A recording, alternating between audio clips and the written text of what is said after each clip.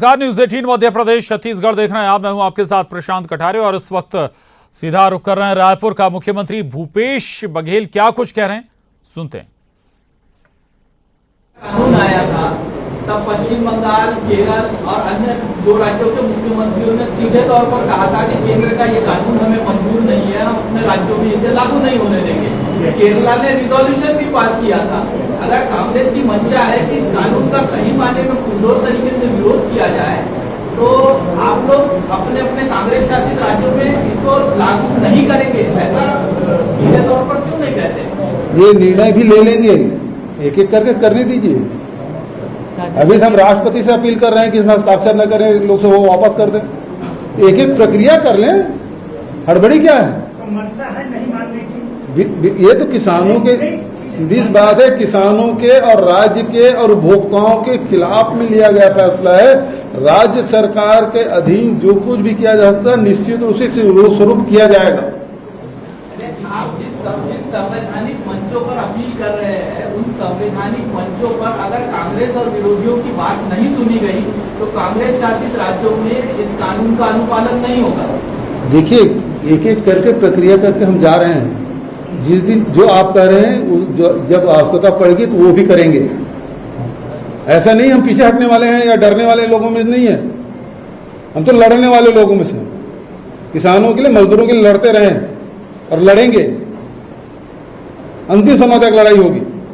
कानून के दरवाजा खटखटाना पड़ेगा तो वहां भी जाएंगे। राज्य का हित हो रहा है, इस आधार पर राज्य के हितों को अनदेखा करते हुए आपने पारित कर दिया, राज्यों के विश्वास में लिए बगैर। हम तो इसका उल्लेख किए हैं, हम इसी आधार पर और भी जा सकते हैं। अभी तो हमने इसकी शुरुआत की है, राष्ट्रपति से अपील की है, कांग्रेस की जो मांग है ना, मोदी सरकार से भी अपील कर रहे हैं कि इसको लागू ना करें। बहुत सारे कानून पास हो जाते हैं, सब जरूरी कि सब लागू हो। बहुत सारे कानून बने हुए हैं लेकिन सभी लागू नहीं होते। ये भी देश के किसानों के हित में नहीं है, इसे लागू नहीं किया जाना चाहिए। विरोधी पक्ष का कहना है कि राजनीति के लिए कांग्रेस पक्ष सिर्फ विधेयक संसद में पास नहीं होने दे रहा, ऐसे भी आरोप आप पर लगाए गए, क्या करें? देखिए, राज्यसभा में तो उसकी बहुमत थी नहीं, और जिस तरीके से उन्होंने ध्वनि मत से पारित किया वो तरीका ही गलत था। क्यों वोटिंग नहीं कराया आपने जब वोटिंग मांग रहे थे? तो वो तो काला दिन था संसद के लिए। Thank you. एक सवाल सर, आपके सीमावर्ती मध्य प्रदेश में उपचुनाव है, अभी तो आपने कहा बिहार की जिम्मेदारी नहीं मिली है, लेकिन वहाँ की क्या स्थिति लग रही है कि कमलनाथ वर्सेस सिंधिया, क्या लग रहा है अभी आपको? हाँ, ये विषय नहीं है। देखिए, ये विषय तो नहीं है, लेकिन वहाँ के मुख्यमंत्री से लगातार मेरी चर्चा होती रही थी, और वहाँ यदि ड्यूटी लगाती है ऐसी से तो हम लोग जाएंगे। Thank you. Thank you. आप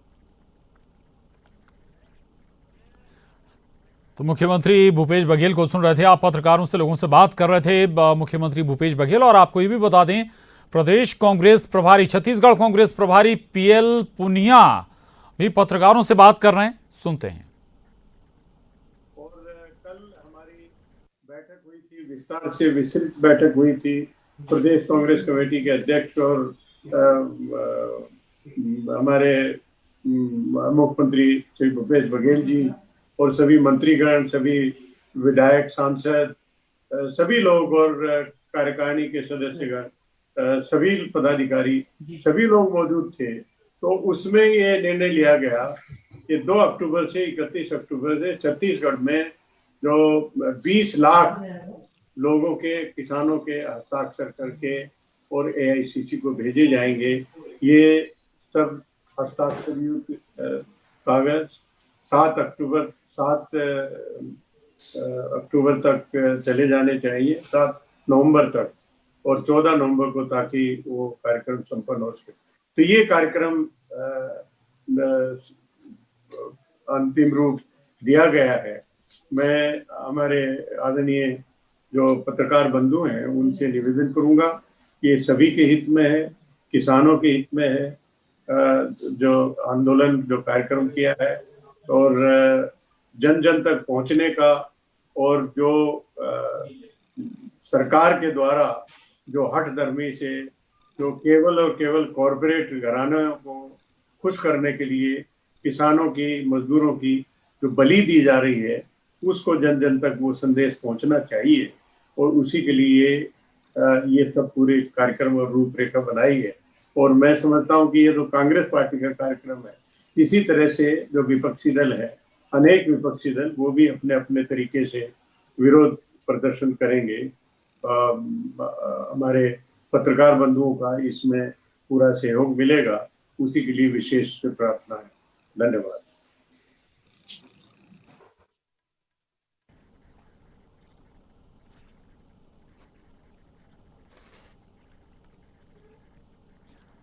तो पीएल पुनिया को सुन रहे थे आप।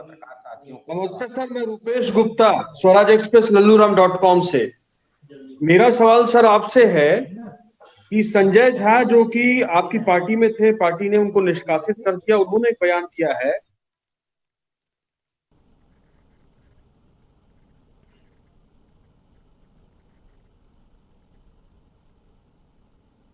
ये उनका कहना है, आरोप है, तो इस पर क्या कहना है आपका? देखिए, वो समझते नहीं है जो भारतीय जनता पार्टी जो दुष्प्रचार कर रही है, तो ऐसा लगता है कि जैसे वो ये भी उसी में सम्मिलित हो गए हैं। अब जाए चाहे जहाँ जाए, हमारे यहाँ से छुट्टी होके जा चुके हैं, इसलिए चाहे जहाँ जाए। इसके बारे में मैं स्पष्ट रूप से करना चाहूँगा कि हमने 2019 में अवश्य लिखा था कि जो मंडी की व्यवस्था है जिसमें भ्रष्टाचार है, इसकी जगह और हर मंडी लगभग 450 किलोमीटर स्क्वायर किलोमीटर के एरिया को कवर करती है। हमने ये रखा था, इस व्यवस्था को खत्म करके हम हर बड़े गांव में एक किसान बाजार की व्यवस्था करेंगे जिसमें पूरा इंफ्रास्ट्रक्चर होगा। और तो ये व्यवस्था करनी थी। एक उसके विकल्प भी हमने दिया था। विकल्प हमने जो कॉरपोरेट घरानों के हवाले नहीं कर दिया किसानों को, बल्कि मंडी की अलग से वैकल्पिक व्यवस्था करने का हमने रखा था। और दूसरा हमने ये भी रखा था कि एक ऐसा आयोग बनेगा जिसमें किसानों का प्रतिनिधित्व होगा और जो रिकमेंडेशन होगी मिनिमम सपोर्ट प्राइस की जो रिकमेंडेशन होगी वो सरकार के ऊपर बाध्यकारी होगी। ये नहीं कि वो सिर्फ रिपोर्ट आ गई और फिर हम अपने तरीके से कर रहे हैं। और दूसरा, स्वामीनाथन रिपोर्ट के हिसाब से C2 फॉर्मूला, जिसमें फैमिली लेबर और ये सब सम्मिलित करते हुए लैंड की किराया वो सम्मिलित करते हुए जो कॉस्ट आएगी उसके आधार पर MSP निर्धारित किया जाएगा। और जो एग्रीकल्चर कमीशन बनेगा जिसमें किसानों की भागीदारी होगी, वो सदस्य के रूप में होंगे, वो तय करेगी MSP। वो सरकार के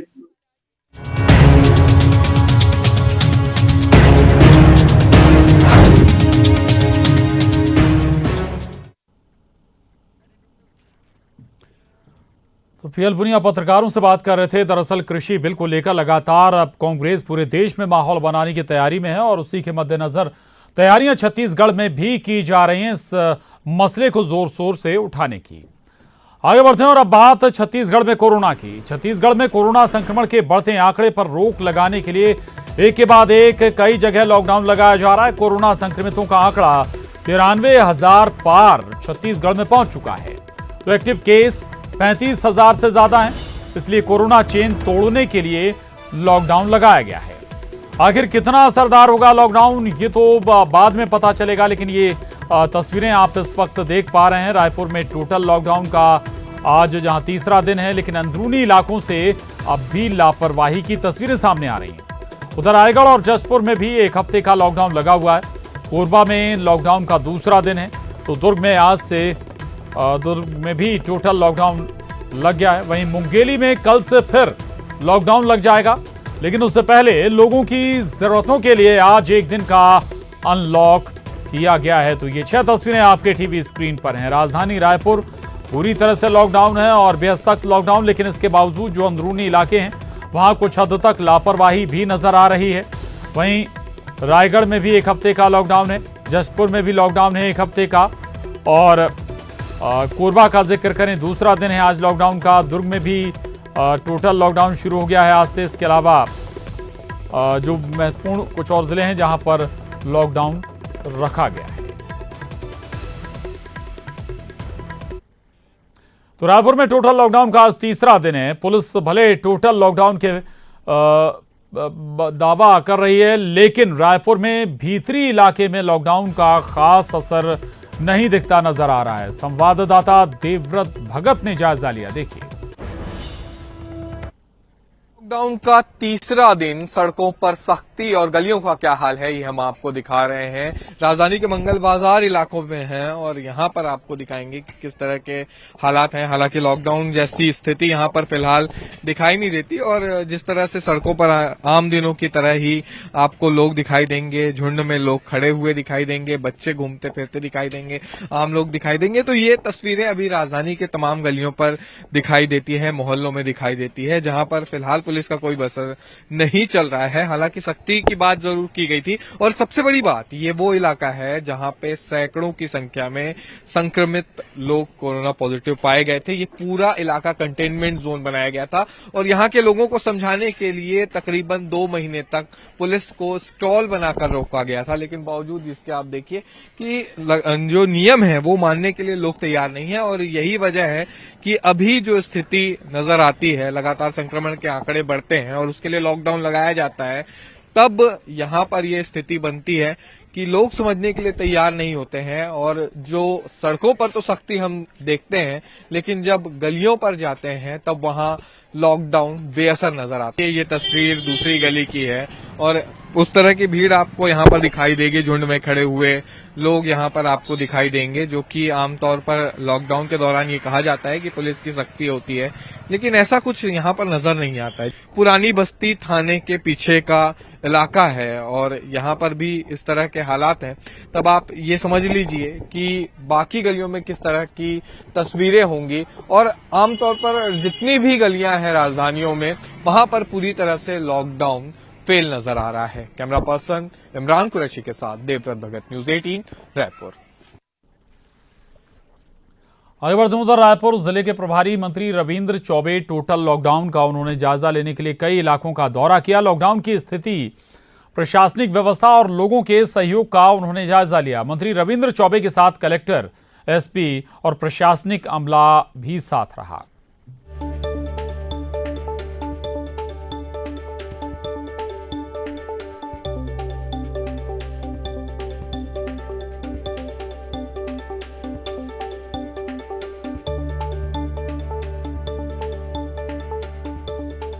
सुरेंद्र हमारे साथ जुड़ गए हैं जानकारी के साथ। सुरेंद्र, जायजा जरूर लिया जा रहा है, यहां तक कि मंत्री भी सड़कों पर पहुंच रहे हैं, जायजा ले रहे हैं, लेकिन सवाल यह कि बेहद सख्त लॉकडाउन के बावजूद भी कुछ तस्वीरें देवव्रत दिखा रहे थे कि लोग लापरवाही बरत रहे हैं, घरों से बाहर निकल रहे हैं। यानी कि अगर लापरवाही हो रही तो फिर इस लॉकडाउन का मतलब क्या रह जाएगा फिर?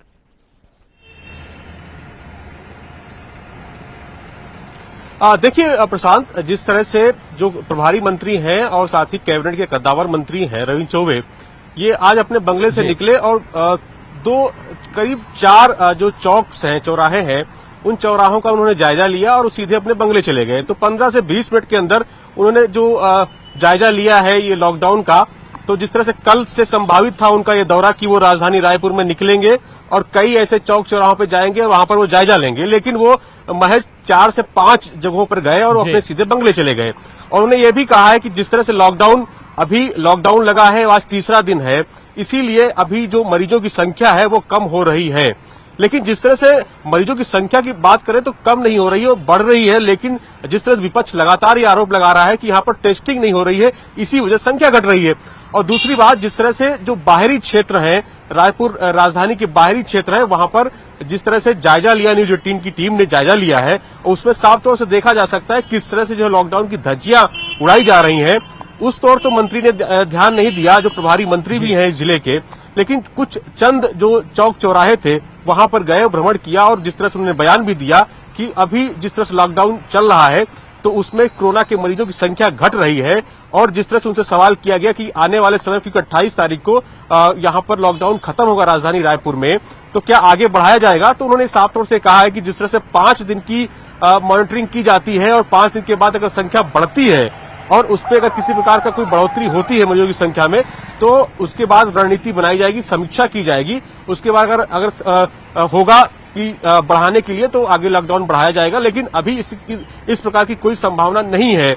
लेकिन मंत्री निकले और उनके साथ में दो विधायक भी थे, पश्चिम के विधायक थे और उत्तर के विधायक थे, दोनों उनके साथ में विधायक भी मौजूद थे। संसदीय सचिव हैं विकास उपाध्याय, वो भी मौजूद रहे और साथ ही जो कलेक्टर, एसपी और सब पूरा प्रशासनिक महकमा था, पुलिस महकमा था, उनके साथ साथ में दौरा किया और वो भी अपने घर बंगले चले गए और मंत्री भी अपने बंगले चले गए। तो कुल मिला के जिस तरह से जो खासकर राजधानी, क्योंकि राजधानी में जो चौक चौराहे है वहां पर तो खैर सुरक्षा व्यवस्था पुख्ता है। हमारे पीछे आपको मैं दिखाना भी चाहूंगा कि जिस तरह आप देख सकते हैं यहाँ पर अभी तो खैर ये देख सकते हैं कि नजारा क्या है। मेन जो जय स्तंभ चौक है, राजधानी का हृदय स्थल है, वहां पर अभी कोई जांच नहीं कर रहा है कौन कहां जा रहा है, कोई पूछताछ नहीं हो रही है। सब जो जहां जाना चाह रहा है अपना जा रहा है मस्त मौज से। यहाँ पर कोई पुलिस व्यवस्था आपको नहीं दिख रही है, जबकि राजधानी स्थिति को समझ भी लिया है आम जनता ने कि बहुत ज्यादा सख्ती है नहीं और सब वो बाहर भी निकल रहे हैं। तस्वीरें दिखा रहे हैं आप सुरेंद्र, ये हकीकत बयां करती हैं तस्वीरें।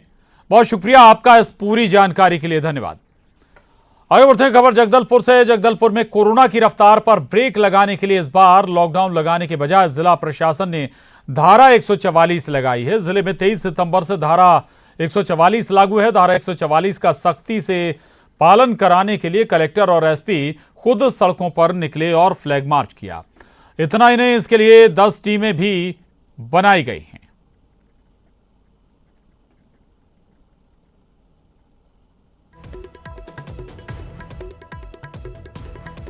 इस इम्प्लीमेंटेशन करने के लिए हमने अभी शहर में आज फ्लैग मार्च भी निकाली और विशेष रूप से 10 मोबाइल कोरोना कंट्रोल टीम्स का हम लोगों ने स्थापना की है, उनको तैनात किया है, जिसमें कि पुलिस अधिकारी, हमारे कई राजस्व के अधिकारी कर्मचारी और अन्य विभागों के भी अधिकारी, जो लोग गाड़ियों में घूम के पूरे वार्ड्स की जिम्मेदारी जिनको दी है, अलग अलग जगह जा करके लोगों से फाइन वसूलेंगे। यदि कोई दुकानदार फॉलो नहीं कर रहा है किसी भी तरह से नियम को तो उस पर भी फाइन करेंगे।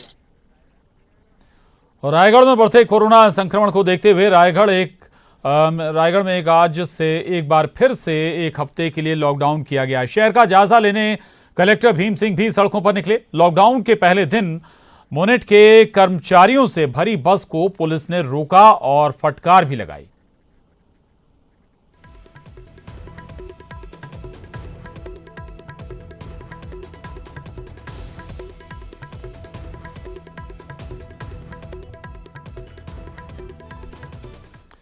और यहां वक्त हो चला एक छोटे से ब्रेक का। ब्रेक के बाद भी खबरों का सिलसिला लगातार जारी है।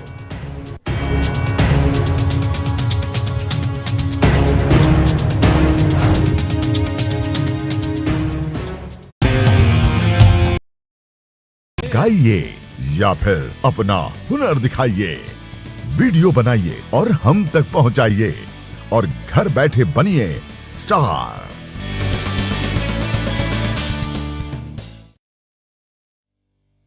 न्यूज 18 इंडिया आपका पसंदीदा नेशनल न्यूज चैनल उपलब्ध है टाटा स्काई के चैनल नंबर 519 और एयरटेल के चैनल नंबर 318 पर। कोरोना की हर खबर देखते रहिए न्यूज 18 इंडिया पर।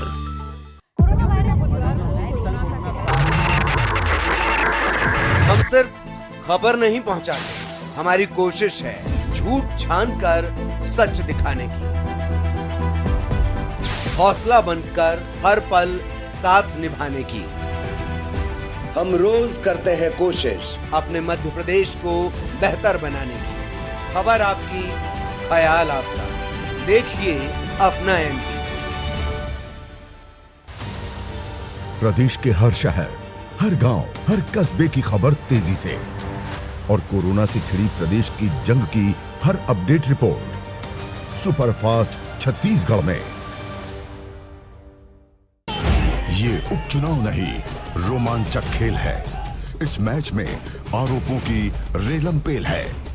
पराए हुए अपने, अपने हुए पराए। कई घर छोड़ गए, कई लौट के आए। 24 के चुनाव पर है देश की निगाहें। किसकी होगी वाह वाह, कौन भरेगा आहें। दिल थाम कर बैठिए, 24 की चकल्लास।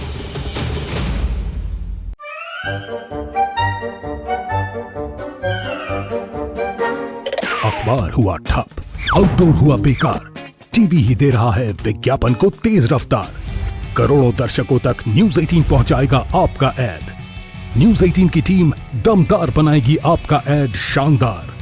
जल्दी कीजिए, कहीं छूट ना जाए ये सुनहरा मौका। हमें मेल करके उठा लीजिए बड़ा फायदा।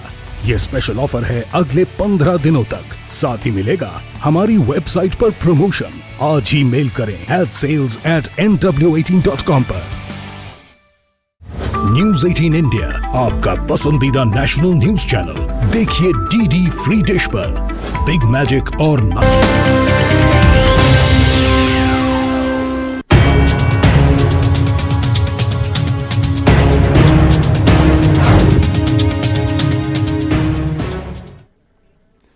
और ब्रेक के बाद खबर रायगढ़ से। रायगढ़ में लॉकडाउन का उल्लंघन कर डेयरी व्यवसाय चलाने पर एक दुकान को जिला प्रशासन ने सील कर दिया है।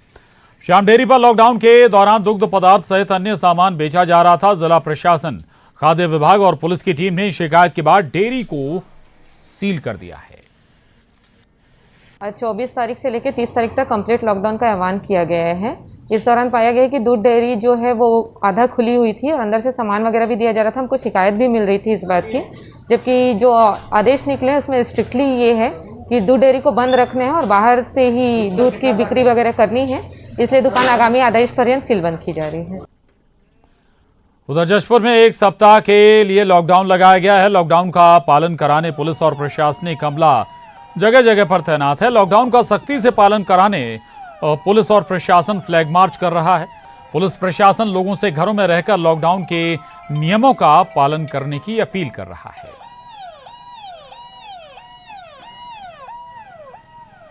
जशपुर जिला प्रशासन सभी आम जनता से ये अपील करता है कि इस 7 दिन के लॉकडाउन का कड़ाई से पालन करें, अपने अपने घरों में स्वस्थ रहें, सुरक्षित रहें, खुश रहें और इस कोरोना महामारी में जिला प्रशासन हमेशा आपके साथ है।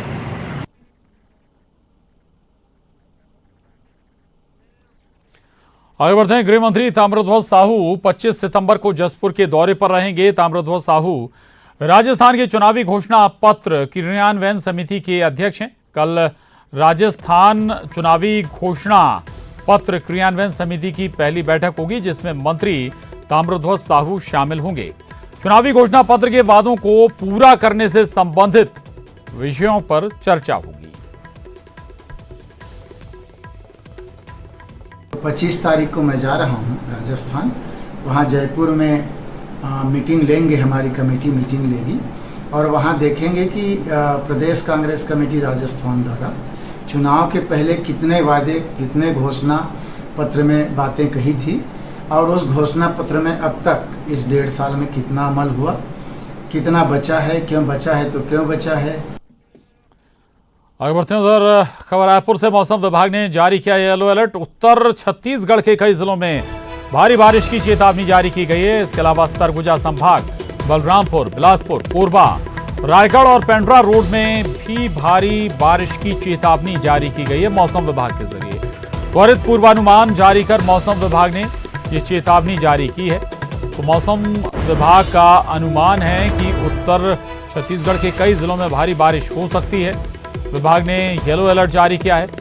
और इसके अलावा सरगुजा संभाग, बलरामपुर, बिलासपुर, कोरबा, रायगढ़ और पेंड्रा रोड में भी भारी बारिश की चेतावनी मौसम विभाग ने जारी की।